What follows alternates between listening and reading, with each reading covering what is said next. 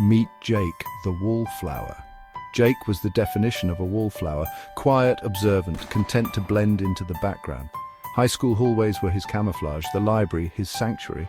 He preferred the company of fictional characters to the unpredictable nature of real-life interactions. His best friend Sam was the complete opposite. Sam was a human firework, always exploding with energy, laughter, and a knack for getting into mostly harmless trouble. He dragged Jake out of his comfort zone whenever possible, though Jake often resisted. Senior year was winding down, and Sam, never one to miss a party, had his sights set on the biggest bash of the year, a legendary frat party at the State University.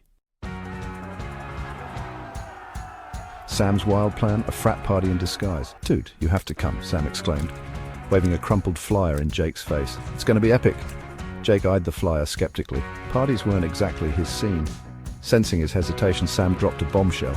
"They're only letting guys in with dates." "So I figured you could be my date?" Jake choked on his laughter. "You want me, Jake the wallflower, to be your date?" Sam grinned mischievously. "Not exactly. I got us costumes. We're going in disguise as girls." Jake stared at him, utterly speechless. This was a new level of crazy, even for Sam. Jake's reluctance, stepping out of the shadows. The thought of going to a party, let alone dressed as a girl, sent shivers down Jake's spine. He imagined awkward conversations, spilled drinks, and the sheer terror of being found out. He tried to reason with Sam, but his friend was relentless. "Come on, man, it'll be an adventure. Besides, nobody will recognize us. Think of it as a social experiment." Jake wasn't convinced about the social experiment part, but the more Sam talked, the more the idea wormed its way into his mind. Maybe, just maybe, this crazy plan was the push he needed. He'd always played it safe, lurking in the shadows. What if, for one night, he actually stepped into the light? Transformation time becoming Jessica. The night of the party arrived, and with it came the daunting task of transforming Jake into Jessica. Sam, with the enthusiasm of a Hollywood stylist, had laid out a dress, a wig, and an alarming amount of makeup. "Don't worry, dude," Sam assured him. "I watched a YouTube tutorial. This is going to be epic." An hour later, Jake stared at his reflection in disbelief. Gone was the shy, unremarkable Jake.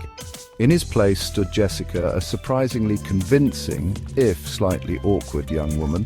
He had to admit, Sam had done a pretty good job. Now, all he had to do was survive the night. The frat house was a cacophony of music, laughter, and the unmistakable scent of stale beer. Jake, clinging to Sam's arm for dear life, felt a wave of panic wash over him. He'd never seen so many people in one place before, let alone at a party like this. Sam, oblivious to Jake's internal meltdown, dragged him through the crowd, greeting people he'd never met, with the confidence of a seasoned socialite. To Jake's surprise, no one seemed to notice or care that he was way out of his element. People talked to him, danced with him, and for the first time in his life he felt invisible. But not in the usual way. This time it was like he was invisible to judgment, free to be whoever he wanted without the weight of expectations. As the night wore on, something unexpected happened. Jake started having fun. He loosened up, letting the music move him, his awkwardness melting away with every beat. He even found himself laughing along with Sam's terrible jokes, enjoying the absurdity of the entire situation. At one point, he even ended up in an impromptu dance-off with a group of girls, his newfound confidence surprising even himself. Word of the new girl with the killer dance moves spread through the party. People were drawn to his energy, his carefree spirit. He was no longer Jake the wallflower, but Jessica, the life of the party. He was living proof that sometimes all it takes is a little disguise to unleash your inner rock star. As the night began to wind down and the partygoers slowly dispersed, a strange feeling washed over Jake. It wasn't just the lingering effects of the cheap beer. It was a sense of accomplishment, of liberation. He had faced his fear, stepped outside his comfort zone, and discovered a side of himself he never knew existed. He realized that the confidence he felt wasn't really about the dress or the wig. It was about shedding his inhibitions, about embracing the unknown. It was the freedom to be himself, whoever that self might be.